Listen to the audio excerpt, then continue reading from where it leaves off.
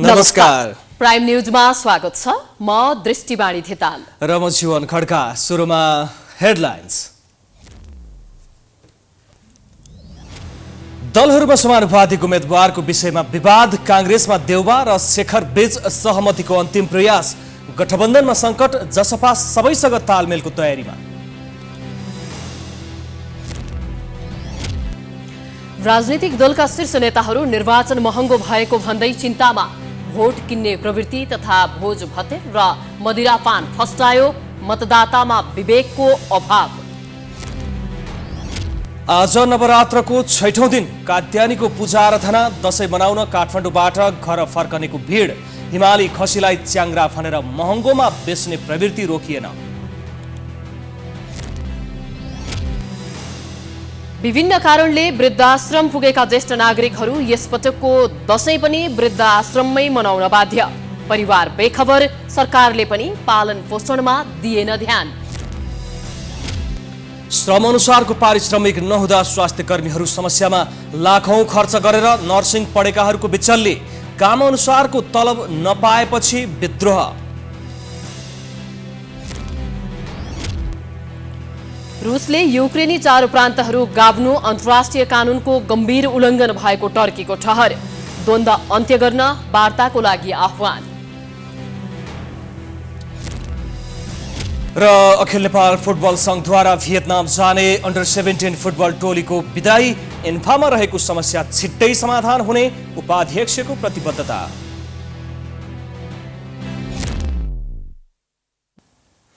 अब prime news विस्तारमा। निर्वाचन आयोगले राजनीतिक दललाई समानुपातिक सूची सच्याउने म्याद भोलिसम्म दिएको छ। संसदीय निर्वाचन अन्तर्गत दलका नेताले असोज 2 गते समानुपातिक तर्फको बन्द सूची आयोगमा बुझाएका थिए।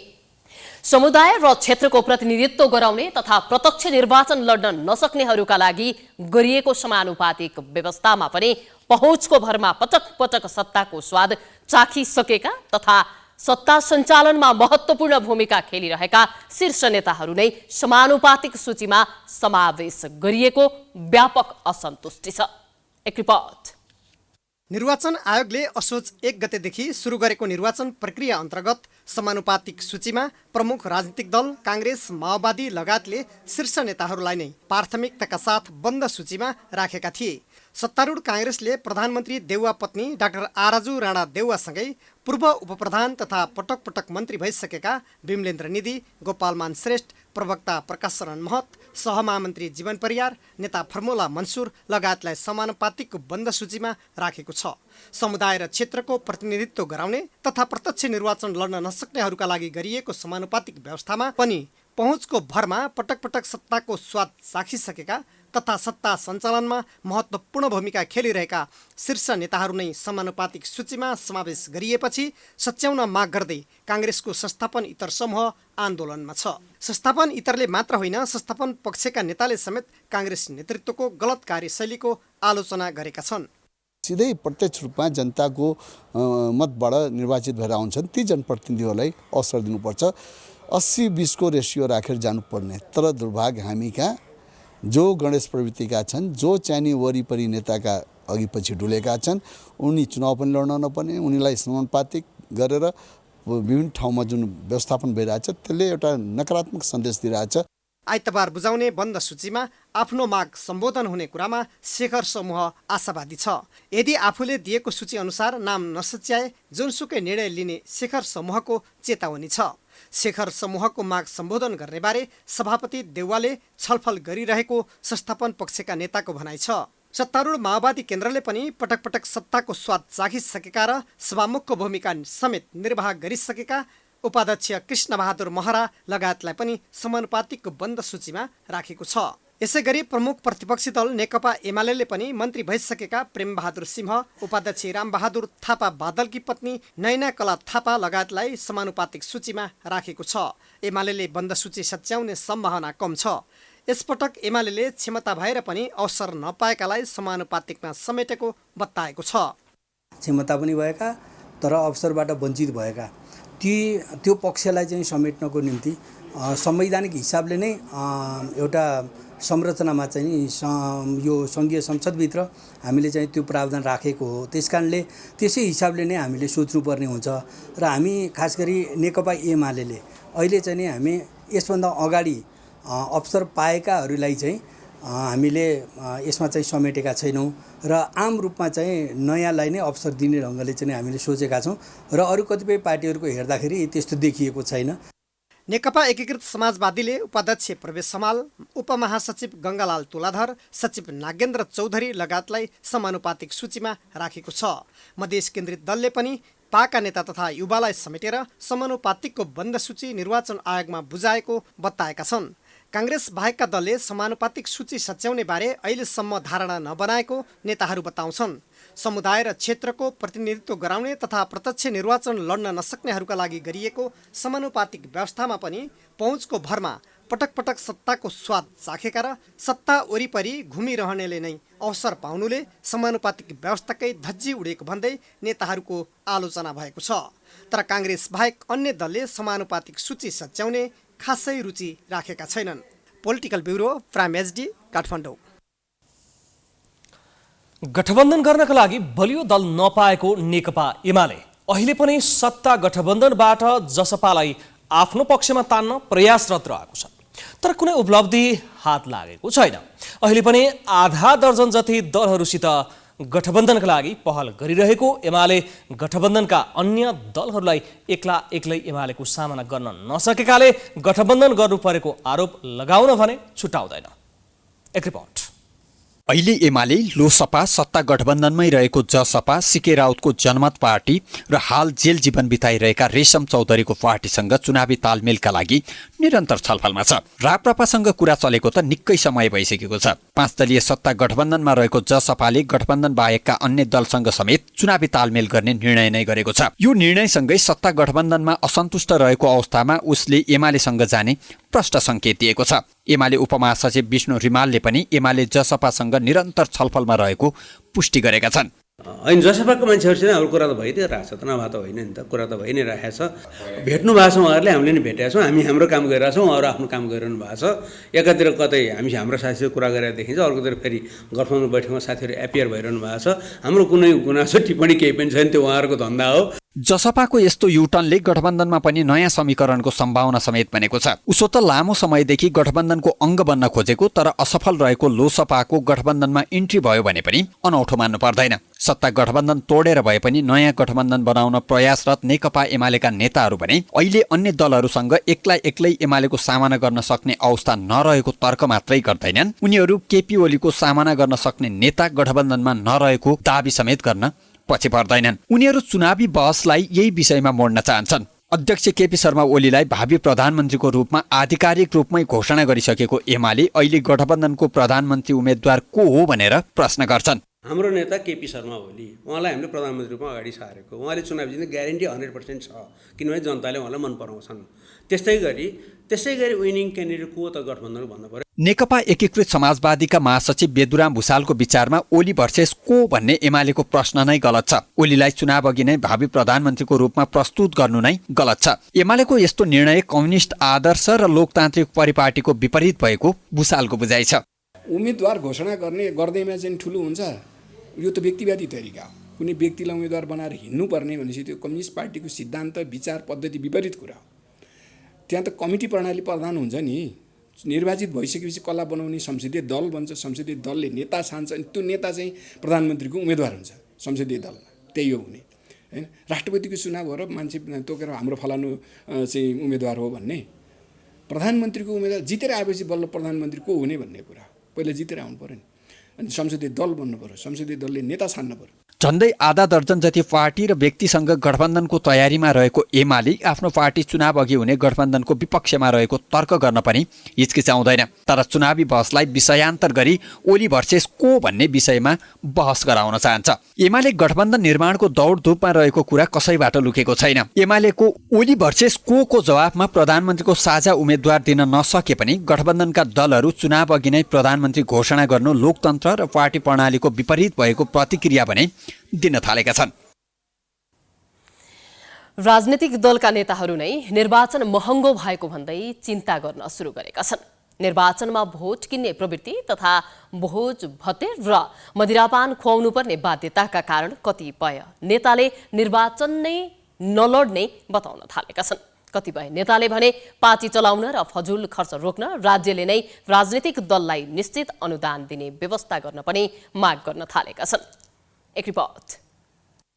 राजनीतिक दलका नेताले निर्वाचन आफ्नो पक्षमा पार्न साम दाम दण्डभेद गर्न सक्ने तथा धेरै पैसा खर्च गर्न सक्नेलाई मात्र धेरै जसो टिकट दिने गरेका उदाहरण छन्। गत वैशाख 30 गते सम्पन्न स्थानीय निर्वाचनमा पनि टिकट वितरणमा आर्थिक अनियमितता हुँदा इमान्दार कार्यकर्ता टिकट पाउनबाट वञ्चित भएको काङ्ग्रेस नेता डाक्टर शेखर कोइरालाले विज्ञप्ति निकालेरै स्वीकारेका थिए। टिकट खरिद बिक्री हुँदा कयौं स्थानीय नेता कार्यकर्ताको राजनीतिक जीवन समाप्त गरेको दाबी पनि कोइरालाको थियो। संसदीय निर्वाचनमा पनि यही अवस्था नदोहोरिएला भन्न सकिन्न। संसदीय निर्वाचनमा खर्च गर्न नसक्ने उम्मेदवारले चुनाव जित्न कठिन हुने धेरैले अनुमान गर्न थालेका छन्। 2074 सालको संघीय संसदको निर्वाचनमा दाङ 3बाट टिकट पाएका एमाले उपाध्यक्ष युवराज गेवालीले पैसा खर्च गर्न नसक्ने भन्दै उम्मेदवार नै बन्न चाहेनन्। निर्वाचन भड्किलो भएका कारण उनले यसपटक संसदीय निर्वाचनमा पनि उम्मेदवार नबन्ने बताए। निर्वाचनलाई निष्पक्ष र भयरहित बनाउन तथा कमजोर उम्मेदवारले पनि प्रतिस्पर्धा गर्ने व्यवस्था गर्न राज्यले अनुदान दिनुपर्ने ग्यावालीको तर्क छ। संसारमा त्यस्तो अभ्यास छ, राज्यले जुन डोनेसन निश्चित प्रतिशत राष्ट्रिय मान्यता प्राप्त पार्टीहरू उनीहरूले प्राप्त गरेको मत अनुसार अनि निश्चित प्रतिशत रकम चाहिँ राज्यले चुनाव खर्च दिने त्यो पनि व्यवस्था छ। यसले पनि के हुन्छ भन्दाखेरि तपाईको तल्लो वर्गका मान्छेहरूलाई चुनाव उठ्न सजिलो हुन्छ हैन। त्यसैले हामीले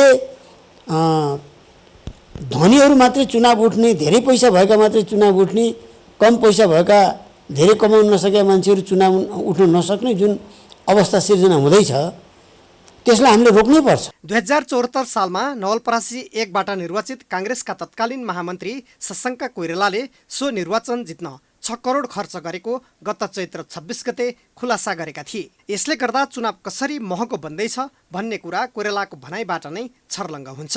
चुनाव जसरी नै जित्नै पर्ने अवस्थाले टिकट क्रय विक्रय हुनुले भ्रष्टाचारलाई टेवा पुगेको कारण यसलाई रोक्न पनि निश्चित सिद्धान्त र विचारधारा बोकेका दललाई राज्यले मतको आधारमा अनुदान दिनुपर्ने नेकपा मालेका महासचिव सीपी मैनालीको भनाइ छ। दल चुनावमा पाउने मतको आधारमा सबै दललाई अनुदान दिने व्यवस्था गर्नु हैन। अब उनीहरूले जति मत पाउँछन् त्यसको आधारमा एउटा मापदण्ड निश्चित गरेर उनीहरूलाई अनुदान दिनु र त्यस्तो स्थितिमा ठुलो रकमको ठुलो धनराशि चाहिँ उद्योगपति व्यापारी अरू किसिमका पैसावालाहरूबाट ऐट्ने कुरालाई नियन्त्रण गर्नु हैन, यो राम्रो हुन्छ। सामान्य आर्थिक अवस्था भएका मानिसले चुनाव लड्न कठिन छ। चुनावमा उम्मेदवारले जसरी भए पनि धेरै खर्च गर्ने र निर्वाचित भएपछि राज्य दोहन गर्ने हुँदा भ्रष्टाचार बढ्ने गरेको कतिपयको भनाइ छ। निर्वाचन महँगो बन्दै गएपछि संसदीय निर्वाचनमा उम्मेदवारका आकांक्षी पनि चिन्तित देखिएका छन्। त्यति मात्र होइन, समानुपातिक प्रक्रिया अन्तर्गत धेरैजसो नेताका नातेदार तथा पैसा र पहुँच हुनेले मात्र समानुपातिकको बन्द सूचीमा पर्नुले व्यवस्थाकै उपदायतामाथि नै शङ्का जन्मिएको छ। Political bureau, prime HD, Kathmandu. नवरात्रको 6औं दिन दशैं घर वा पूजा कोठामा नवदुर्गा मध्येकी 6औं कात्यायनी देवीको विधिपूर्वक पूजा आराधना गरिएको छ। प्रत्येक वर्ष आश्विन शुक्ल षष्ठी अर्थात् दुर्गा पक्षको 6औं दिन कात्यायनी देवीको विधिपूर्वक पूजा आराधना गर्ने वैदिक सनातनी परम्परा छ। कुनै समय देवताहरूको कार्य सम्पादन गर्न भगवती देवी कात्यायन ऋषिका आश्रममा अत्यन्त सुन्दरी कुमारीका रूपमा अवतार लिएछन्। उनको बाल सौन्दर्यबाट मुग्ध भएर कात्यायनी ऋषिले पुत्रीका रूपमा स्वीकार गरेछन्। त्यसैले यिनको नाम कात्यायनी भएको विभिन्न पौराणिक ग्रन्थमा उल्लेख गरिएको छ। नवरात्रको पहिलो दिन असोज 10 गते सोमबार दशैं घर वा पूजा कोठामा वैदिक विधिपूर्वक घट स्थापना गरी जौको जमरा राखिएको थियो। यसै दिन घट स्थापना गरिएको स्थानमा नौ दुर्गा मध्येकी पहिलो देवी शैलपुत्रीको आह्वान गरी विधिपूर्वक पूजा आराधना गरियो। 9 दिनसम्म पूजा आराधना गरेको प्रसाद देशका धेरै भागमा विजयादशमीदेखि कोजाग्रत पूर्णिमाका दिनसम्म लगाइन्छ। कतै भने कुल परम्परा अनुसार विजयादशमीका दिन मात्रै लगाउने प्रचलन पनि छ।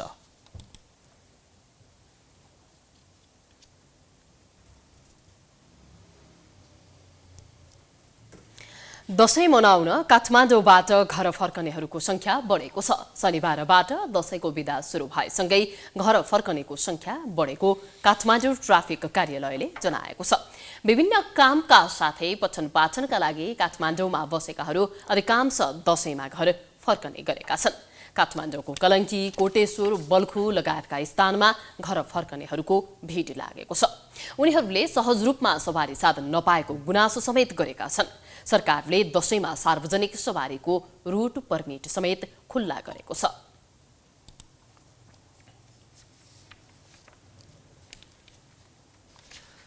कर्णाली प्रदेशको राजधानी वीरेन्द्रनगर सुर्खेतबाट फर्कनेको बस पार्कमा भिड लागेको छ। केही दिन यता बस पार्कमा घर फर्कनेको निकै चहल पहल बढेको छ। रोजगारी, पढाइ तथा काम विशेषले सुर्खेत तथा अन्य सहरमा भएकाहरू दशैं लागेसँगै गाउँ फर्कन थालेका छन्। हेरौँ यो रिपोर्ट। विभिन्न काम तथा रोजगारीका लागि भारत तथा अन्य शहरमा गएकाहरूको सुर्खेत बस पार्कमा भिड लागेको छ। चाडपर्वको समयमा यात्रुहरू धेरै भएको र सवारी साधन कम भएका कारण यात्रुहरू समस्यामा परेका छन्। यस्तै रोजगारीको सिलसिलामा अन्य जिल्ला तथा शहरमा गएकाहरू सुर्खेत बस पार्कमा अलपत्र परेका छन्। चाडपर्वको समयमा यात्रुको चाप बढी भएका कारण गाडीको टिकट पाउन मुस्किल भएको छ। गाडी पाएन के गर्ने अब गाडी पाए ट्याक्स घर जाँदैछु। दसैँको रमझम सँगसँगै मलाई चाहिँ धेरै खुसी उमङ्ग पनि छाइरहेको छ। घर जाँदाखेरि केही रूपमा असहज भएको कारणले भनेको बेलामा टिकटहरू नपाउँदा अनि अब हिजोदेखि मैले पनि गाडीलाई कन्ट्याक्ट गरिरहेको थिएँ। गाडी कन्ट्याक्ट हुँदै हिजो हुन्छ भनेको तर आज चाहिँ टिकट छैन भन्ने कुरा गर्नुभयो। यता यातायात व्यवसायीका अनुसार दशैंको समयमा यात्रुको चाप बढेकाले टिकटमा केही समस्या देखिए पनि व्यवस्थित भएको जनाएको छ। चाडपर्वको समयमा यात्रुको चाप बढे पनि सवारी साधनको व्यवस्था मिलाइएको यातायात व्यवसायी सङ्घले जनाएको छ। अहिले पोहोर परारको भन्दा पनि अलिकति व्यवस्थित बनाउने कोसिस गरेका छौँ। त्यो भएर अहिले सम्पूर्ण अनेक विभिन्न नामबाट रहेका यहाँका व्यवसायी यातायात समितिहरूलाई अहिले एकमुष्ट एक ठाउँमा ल्याएर संयुक्त यातायात प्रणाली यहाँ अब सञ्चालन भएको छ ताकि पेसेन्जरहरूलाई जहाँ दसैँको मुखमा घर जाने पेसेन्जरहरूलाई दुःख नहोस्, उहाँहरूलाई अलिक सिस्टमेटिक ढङ्गले चलाउन सकियोस्। त्यस्तै चाडपर्वमा घर फर्कने र बाहिर जाने यात्रुहरूलाई लक्षित गरी जिल्ला प्रहरी कार्यालय र ट्राफिक प्रहरी कार्यालय सुर्खेतले यात्रु सहायता कक्ष स्थापना गरेको छ, जसका कारण यात्रुहरूलाई टिकट तथा सवारी साधन व्यवस्थापनमा सहज भएको छ। प्राइम टेलिभिजनका लागि सुर्खेतबाट अप्सरा विष्टको रिपोर्ट। सरकारी मातहतको निकाय खाद्य व्यवस्था तथा व्यापार कम्पनी लिमिटेडदेखि निजी व्यापारीसम्मले च्याङ्ग्रा भनेर हिमाली खसी बेचिरहेका छन्। च्याङ्ग्रा भनेर हिमाली खसी बेचेर उपभोक्ताहरूलाई उनीहरूले ठगी गरिरहेको भए पनि नियमनकारी निकाय मौन छ। एक रिपोर्ट। उपभोक्ताको आँखामा छारो हालिएको छ। खाद्य व्यवस्था तथा व्यापार कम्पनी लिमिटेडदेखि निजी स्तरका काठमाडौँ चौपाया खरिद बिक्री प्रणालीसम्मले नक्कली च्याङ्ग्रा बिक्री वितरण गरिरहेको छ। खाद्य व्यवस्था तथा व्यापार कम्पनी लिमिटेडले सहुलियतका नाममा बिक्री गर्न ल्याइएका च्याङ्ग्रा हिमाली खसी भएको पुष्टि भएको थियो। लिमिटेडले सधैँको वर्ष जस्तै यो वर्ष पनि 3000 चौपाया भित्रायो, तर च्याङ्ग्रा भनेर हिमाली खसी बेच्यो।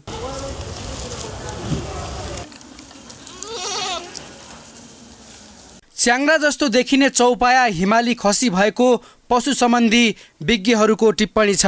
कति प्रतिशत च्याङ्ग्रा हो, कुन च्याङ्ग्रासँग कहाँ ल्याएर मिक्स गरेको, अब कहाँको कहाँ हुर्काएको त्यसमा पनि भर पर्छ। त्यसले गर्दा अब यो मिक्स उसमा चाहिँ मिक्सै हो, प्योर च्याङ्ग्रा भनेर चाहिँ 100% च्याङ्ग्रा चाहिँ होइन, उमेर पुगेको हो भने चाहिँ। तर लिमिटेडका प्रदेश प्रमुख ज्ञानु थापा भने च्याङ्ग्राको नाममा हिमाली खसी बेचेको गल्ती स्वीकार गर्न गाह्रो मान्छन्, उल्टै सञ्चारकर्मीलाई गैर जिम्मेवार जवाब दिन्छन्। त्यो च्याङ्ग्रा सिद्धिने बेलासम्म पनि त्यो च्याङ्ग्राका पछाडि नलाग्नु भाइ मेरो भाइ भनेर भनेछु मिडियामा मिडियाकर्मी हो पत्रकार हो त्यो बिर्सिनु तपाईँ भाइ च्याङ्ग्रा सिद्धिनु लगाइसक्यो तपाईँ यसैलाई इस्यु बनाइरहने हो भने त्यो चाहिँ राम्रो धेरै उपभोक्ता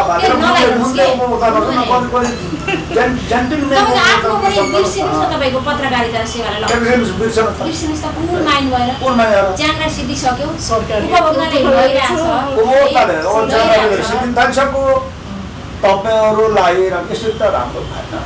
लिमिटेडका खरिद विभाग प्रमुख भोजनाथ नेउपाने पनि नक्कली च्याङ्ग्रा भएको स्वीकार गर्दैनन्। त्यहाँ अत्याधिक महँगो भएको कारणले यो दार्चुला जिल्लाको अपी हिमालबाट त्यहाँ पशु चिकित्सकबाट कृषि तथा सहकारीबाट त्यहाँ प्रमाणित गरेर हामीले च्याङ्ग्रा लिएर आइएको छ। यो 100% व्यापारीको हेर्ने दृष्टिकोणमा व्यापारी अनि उपभोक्ताले भन्दा पनि व्यापारीले यो च्याङ्ग्रा होइन यो हिमाली खसी हो यस्ता किसिमका बवन्डर किसिमका क्रियाकलापहरू भएको हुनाले यो चाहिँ त्यहीँको लोकल च्याङ्ग्रा हो भन्ने कुरो चाहिँ म ठोक्काका साथ भन्न चाहन्छु। काठमाडौँ चौपाया खरिद बिक्री प्रणालीमा भने सक्कली च्याङ्ग्रा पायौँ जुन लिमिटेडले बेचेको च्याङ्ग्रा भन्दा निकै फरक छ। पशुका अनुभवीले सो च्याङ्ग्राबारे यसरी जानकारी दिए। च्याङ्ग्राको चाहिँ यो सिङ सानो हुन्छ होइन यस्तो सानो सानो सिङ हुन्छ घुमेको चाहिँ सानो सिङ सर्लको हुन्छ यो च्यापु सानो हुन्छ कान यस्तो सानो हुन्छ कान घाँटी छोटो हुन्छ अनि रौँको मुख्य कुरो हेर्नु पर्छ यहाँ पस्मिना हेर्नु यहाँ ल राम्रो छ हेर्नु होला यी पस्मिना भनेको यो ल यो यस्तो हुन्छ यस्तो हुन्छ ओरिजिनल च्याङ्ग्रा भनेको यो ल ओ च्याङ्ग्रा भनेको यही हो जुन खाद्य संस्थानले बेचेको त्यो च्याङ्ग्रा होइन त्यो च्याङ्ग्राको चप पनि होइन त्यो लेखाली खसी अब बैतडीबाट आयो भने बैतडी खसी रुकुमबाट रुकुम खसी जुम्लाबाट आयो भने जुम्ला खसी त्यो अलि हिमाली भेगमा अलि लेखतिर पाउने खसी हो त्यो च्याङ्ग्राको चप पनि होइन। दृश्य आफै बताउँछ कुन च्याङ्ग्रा र कुन हिमाली खसी।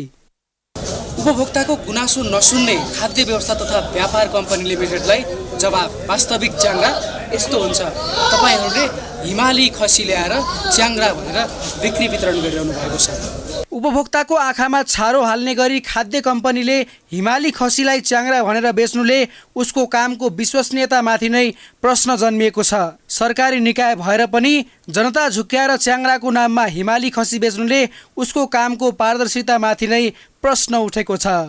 बजारमा आम नागरिक दिन प्रतिदिन ठगीमा परिरहेका छन् तर नियमनकारी निकाय भने मुखदर्शक बनिरहेको छ। बजारमा निम्तेका यस्ता अनियमितताको अनुगमन गरी प्रभावकारी कदम चाल्नका लागि सरकारवाला निकायको ध्यान केन्द्रित हुनु अत्यन्त आवश्यक छ। क्यामेरामा अर्जुन भण्डारीका साथमा सुष्मन विश्वकर्मा, प्राइम एसडी, काठमाडौँ। मङ्सिरमा हुने निर्वाचनका लागि दलहरू समानुपातिक उम्मेदवारको अन्तिम सूची तयार पार्न व्यस्त रहेका छन्। प्रधानमन्त्री निवास बालुवाटारमा अहिले पनि छलफल भइरहेको छ। बालुवाटारबाट अहिले हामीसँग हाम्रा संवाददाता प्रत्यक्ष रूपमा सम्पर्कमा रहेका छन् केशवराज जोशी। केशवजी, प्रधानमन्त्री तथा काङ्ग्रेसका सभापति शेरबहादुर देउवालाई पार्टीभित्र उम्मेदवार मिलाउन सकस भइरहेको यो अवस्थामा जसपाले सिट बाँडफाँडमा चित्त नबुझाएर बाहिरिने चेतावनी दिएको भनिएको छ। के हो पछिल्लो जानकारी गराउनुहोस्। जीवनजी, दोहोरो दबावमा छन् प्रधानमन्त्री शेरबहादुर देउवा। प्रधानमन्त्रीको सरकारी निवास बालुवाटारमा हामी देख्न सक्छौँ अहिले पनि बैठक बसिरहेको छ। यो बैठक अन्तिम टुङ्गो लगाउने, जसरी गठबन्धनको सिट बाँडफाँडको अन्तिम टुङ्गो लगाउने बैठक हुन सक्थ्यो, तर नेपाली काङ्ग्रेसको हामी देख्न सक्छौँ भर्खरै मात्र नेपाली काङ्ग्रेसका महामन्त्री गगन थापा बाहिरिनु भएको छ बालुवाटारबाट, प्रधानमन्त्रीको सरकारी निवास बालुवाटारबाट। अहिले गठबन्धनको बैठक हुनुपर्ने समयमा नेपाली काङ्ग्रेसभित्रको जुन आन्तरिक किचलो दुईवटा गुटको बिचमा संस्थापन र संस्थापन इतरको बिचमा, संस्थापन इतरले पनि यदि हामीले न्याय पाएनौँ भने, सम्मानजनक भागभण्डा पाएनौँ भने अथवा 40% हाराहारीमा सिटहरू पाएनौँ भने विद्रोहसम्म जान सक्छौँ भनेर चेतावनी दिइरहेको थियो। यद्यपि शीर्ष तहका, निर्णायक तहका नेताहरू यस्ता सभाहरूमा, जुलुसहरूमा, भेलाहरूमा सहभागी भएका छैनन्। तर गगन थापा, महामन्त्री गगन थापा सो समूहका नेता जो सभापतिमा उठ्नुभएको थियो शेखर कोइराला लगायतहरूको सहमतिमै त्यस किसिमका कार्यक्रमहरू भएको भन्ने बुझिएको छ र सोही विवादलाई मिलाउनका निमित्त यतिखेर प्रधानमन्त्रीको सरकारी निवास बालुवाटारमा नेपाली काङ्ग्रेसको आन्तरिक बैठक बसिरहेको छ। यो बिहानैदेखि निरन्तर बसिरहेको बैठक हो। भोलि अन्तिम म्याच छ, सूची सच्याएर पठाउनु पर्नेछ र त्यसमा सकेसम्म आफ्नो समूहका नेताहरूको नाम पार्ने, उम्मेदवारहरूको नाम पार्ने रणनीतिमा शेखर समूह छ र मिलाउनै पर्ने दबावमा प्रधानमन्त्री तथा नेपाली काङ्ग्रेसका सभापति शेरबहादुर देउवा रहेका छन्। भने तपाईँले गर्नुभएको अर्को प्रश्न, जसपाले सत्ता गठबन्धनबाट बाहिरिने सङ्केत गरेको छ।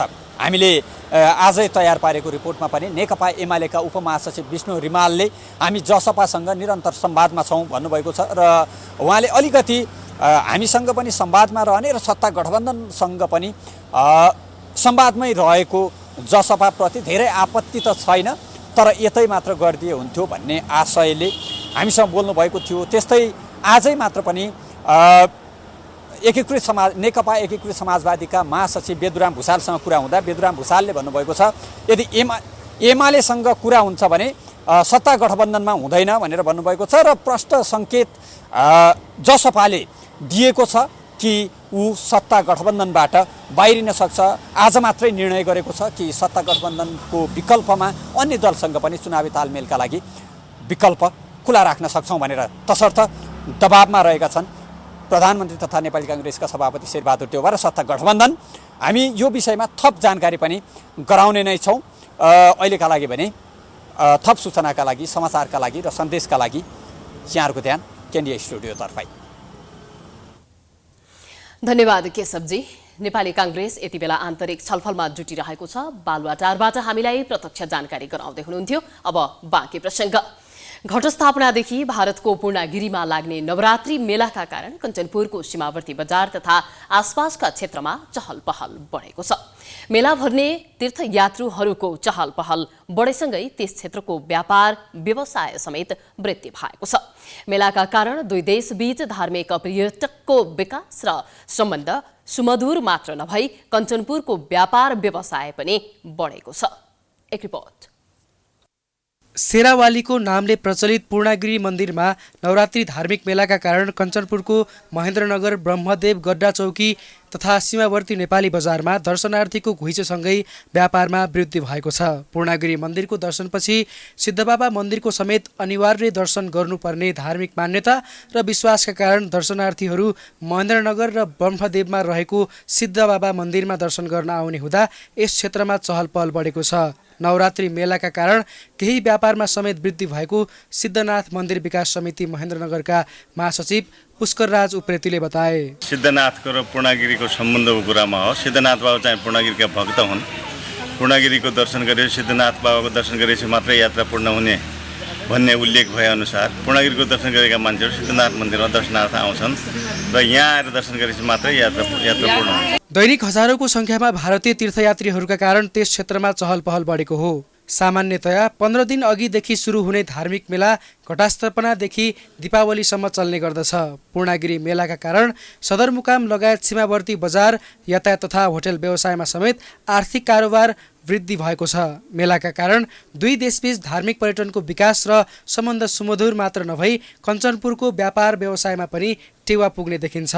भारतको उत्तराखण्डमा अवस्थित माता पूर्णागिरीको दर्शनपछि कञ्चनपुरमा रहेका सिद्ध बाबाको पूजा अर्चना गर्दा मात्रै मनोकांक्षा पूरा हुने परम्परागत विश्वास रहँदै आएकाले आफूहरू सिद्ध बाबाको दर्शन गर्न आउने गरेको भारतीय दर्शनार्थीले बताएका छन्। पूर्णागिरी के बाद दर्शन करना यही सकी मनोकामना सब पूर्ण हुई है। हमारी हमारा लड़का बच्चा सुखी रही हैं और फिर हमारे भी जहाँ तीर्थ व्रत करित है तो हमारा सफल हुई।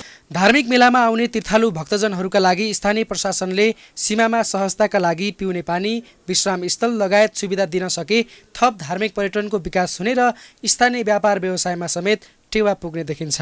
प्राइम टेलिभिजनका लागि कञ्चनपुरबाट दिल्लीराज पन्तको रिपोर्ट। विभिन्न कारणले वृद्धाश्रममा पुगेका ज्येष्ठ नागरिकहरू यसपटकको दशैं पनि वृद्धाश्रममै मनाउन बाध्य छन्। दशैंको समय कसैका लागि घरमा रमाइलो, कसैका लागि वृद्धाश्रम नै रमाइलो लाग्न थालेको छ। वर्षौंदेखि वृद्धाश्रममा बसेका ज्येष्ठ नागरिकहरू अहिले पनि दशैं रमाइलोसँग मनाउने तयारीमा छन्। एक रिपोर्ट।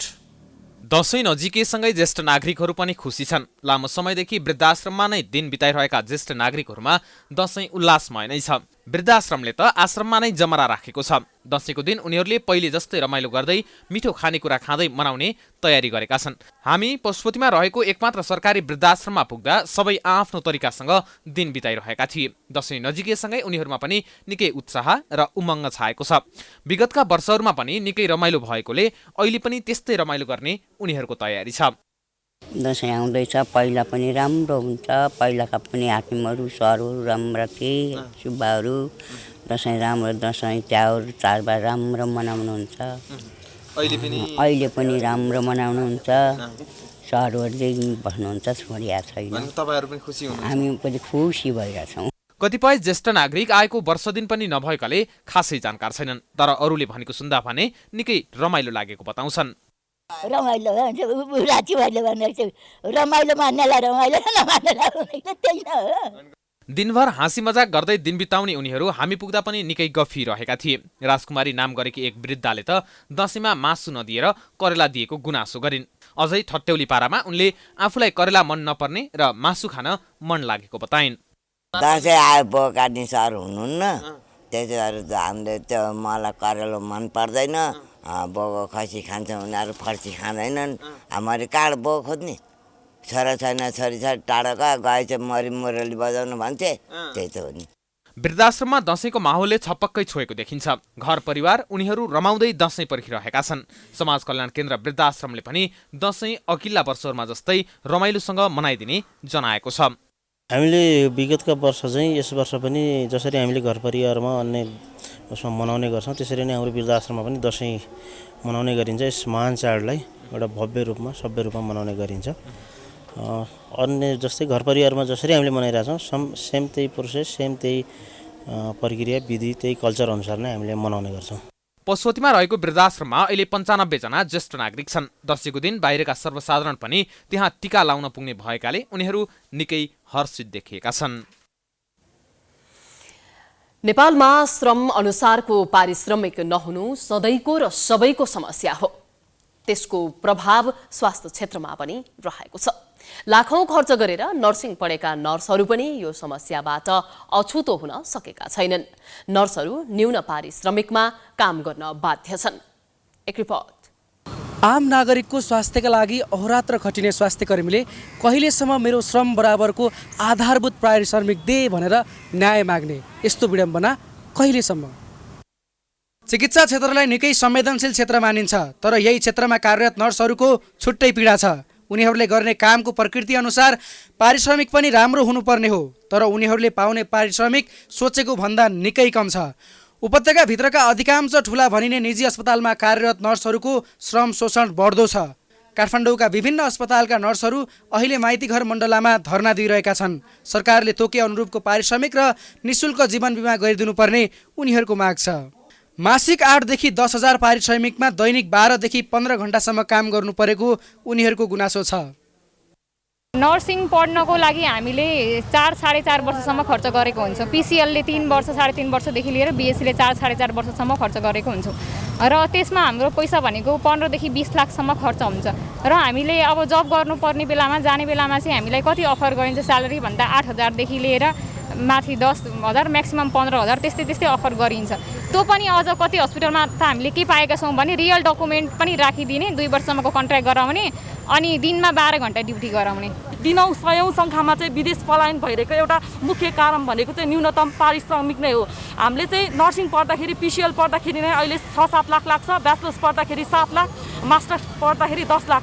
हामीले चाहिँ 30-40 लाख खर्च गरेर पढ्यौँ, तर हाम्रो स्यालेरी चाहिँ 10,000 नै भएन। हामी दुर्गम गाउँदेखि आएर काठमाडौँ सहरमा पढ्नकै लागि भनेर आयौँ, तर हाम्रो यहाँ बस्नलाई हाम्रो न्यूनतम कोठा भाडा नै 10,000 लाग्छ। अहिले आएर खानु पर्यो, बस्नु पर्यो, गाडी भाडा चाहियो। त्यसले गर्दा चाहिँ कयौँ नर्सिङ साथीहरू चाहिँ अहिले चाहिँ फ्रस्ट्रेसन भएर चाहिँ विदेश पलायन भइरहेको अवस्था छ। स्वास्थ्यकर्मी मारमा पर्दा पनि सरकारवाला निकाय मुख दर्शक बनेको उनीहरूको गुनासो छ। 75-80% त सबैजना पीडितै हो नर्सहरू। किनभने अब एउटा भनेको चाहिँ स्वास्थ्य जुन यो मन्त्रीहरू हुन्छ उहाँहरूलाई हामीतिर ध्यान आकर्षण नहुनु पनि हो। हाम्रो नर्सिङ एसोसिएसन चाहिँ नान्छ, तर अहिलेसम्म चाहिँ हाम्रो पारिश्रमिक तलबको लागि भनेर चाहिँ उहाँहरूले चाहिँ आवाज नउठाइदिनु भएको। अधिकतम त्यहाँ संस्थामा कार्यरत हाम्रो नाम पनि सबै सरकारीको कर्मचारीहरू नै हुनुहुन्छ। त्यस कारणले गर्दाखेरि उनीहरूले त सरकारी सरहको चाहिँ सुविधाहरू त पाउनु भइरहेको छ। त्यही भएर चाहिँ हाम्रो लागि, हामी प्राइभेटमा काम गर्ने नर्सहरूको लागि चाहिँ बोल्दिनलाई चाहिँ अलिकति इच्छुक नभएको जस्तो पनि देखिरहेको छ। यता नर्सहरूको हकितका लागि गठित नर्सिङ एसोसिएसन अफ नेपालले पनि प्रभावकारी रूपमा काम गर्न सकिरहेको छैन। श्रम रोजगार तथा सामाजिक सुरक्षा मन्त्रालय त झन् निधारै बसेको छ।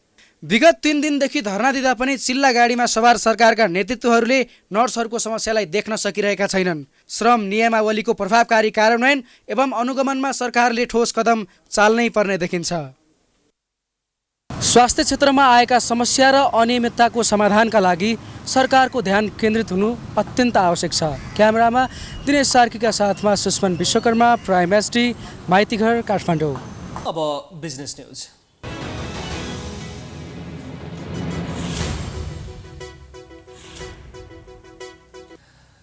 रूपन्देहीको भैरवमा कोसेली घर सञ्चालनमा आएको छ। सिद्धार्थनगर नगरपालिकाको उपप्रमुख उद्यमशीलता विकास कार्यक्रम अन्तर्गत कोसेली घर सञ्चालनमा आएको हो।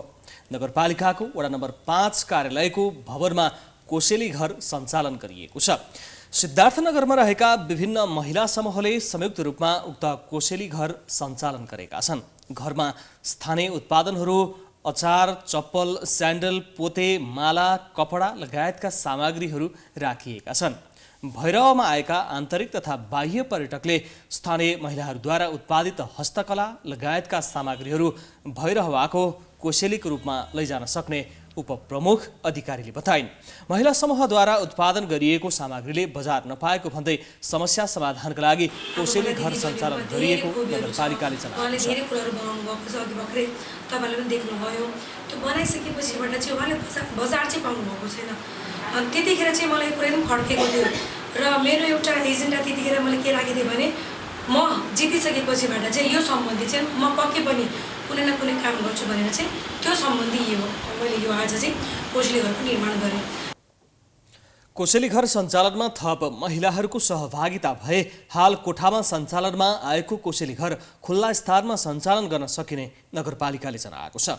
कोसेली घरले स्थानीय उत्पादनहरूको बजारीकरण, महिलाहरूमा उद्यमशीलताको विकास, आर्थिक चलायमान, नगरको पहिचान लगायतमा टेवा पुग्ने नगरपालिकाले विश्वास लिएको छ। अब स्पोर्ट्स न्युज।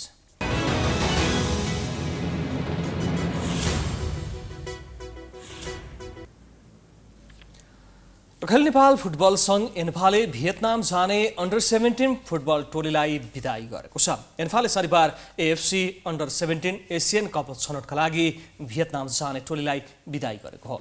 एन्फाका उपाध्यक्ष वीरबहादुर खड्का र सदस्य रूपेश अधिकारीले खेलाडीलाई बिदाई गरे।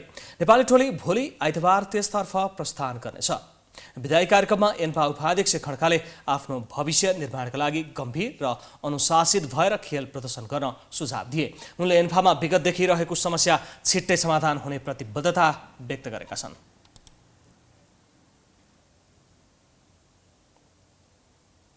जीवनलाई कुन गोरेटोमा लाने र जीवनलाई कुन मार्गदर्शन लाने भन्ने कुरो तपाईहरुको अहिले उमेर भएको छ। यो उमेर भनेको जिन्दगीलाई सफल बनाउने र जिन्दगीलाई असफल बनाउने भनेको यो उमेर भएको हुनाले यो उमेरमा तपाईहरु अनुशासित भएर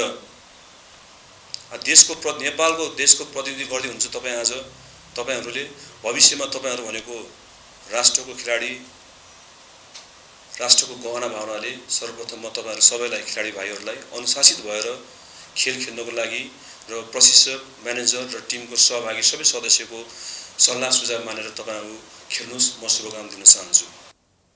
समूह एफमा नेपालसँगै थाइल्यान्ड, भियतनाम र चाइनिज ताइपेई छन्। नेपालले प्रतियोगिताको पहिलो खेलमा बुधबार थाइल्यान्डको सामना गर्नेछ। मुख्य प्रशिक्षक उर्जन श्रेष्ठले नेपाली टोलीको घोषणा गरिसकेका छन्।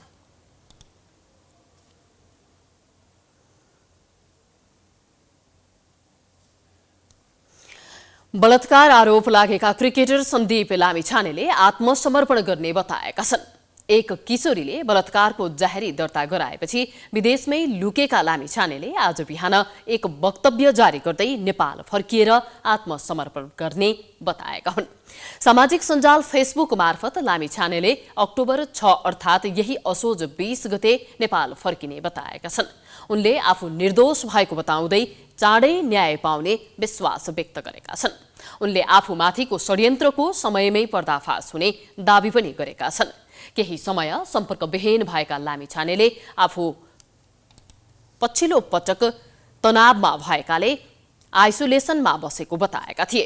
उजुरी दर्ता भए यता लामिछानेले प्रहरीको फरार सूचीमा दर्ज हुनु परेको छ। क्यारेबियन लेकका लागि जमैका गएका लामिछाने नेपाल नफर्केपछि प्रहरीले उनी विरुद्ध अन्तर्राष्ट्रिय प्रहरी संगठन इन्टरपोलले डिफ्युजन नोटिस समेत जारी गरेको छ।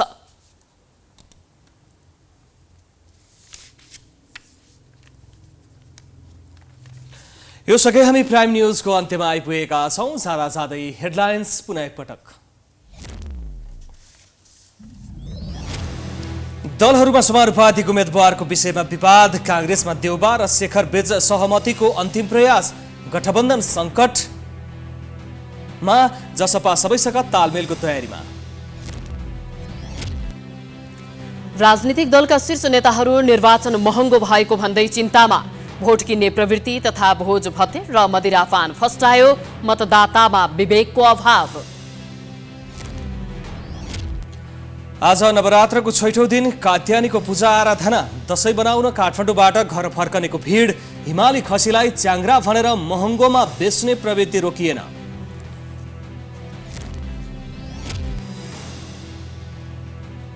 विभिन्न कारणले वृद्धाश्रम पुगेका ज्येष्ठ नागरिकहरू यसपटकको दशैं पनि वृद्धाश्रममै मनाउन बाध्य। परिवार बेखबर, सरकारले पनि पालन पोषणमा ध्यान दिएन। श्रम अनुसारको पारिश्रमिक नहुँदा स्वास्थ्य कर्मीहरू समस्यामा। लाखौं खर्च गरेर नर्सिङ पढेकाहरूको बिचल्ली, काम अनुसारको तलब नपाएपछि विद्रोह।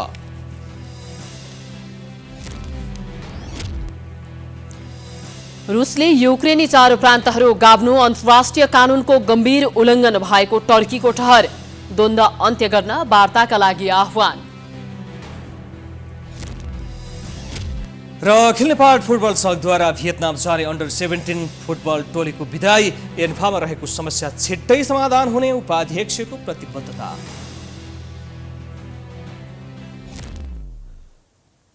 प्राइम न्युज अहिलेलाई सकियो। यसपछिको प्रस्तुति धमलाको हमला। हेर्दै गर्नुहोला प्राइम टाइम्स एचडी। नमस्कार।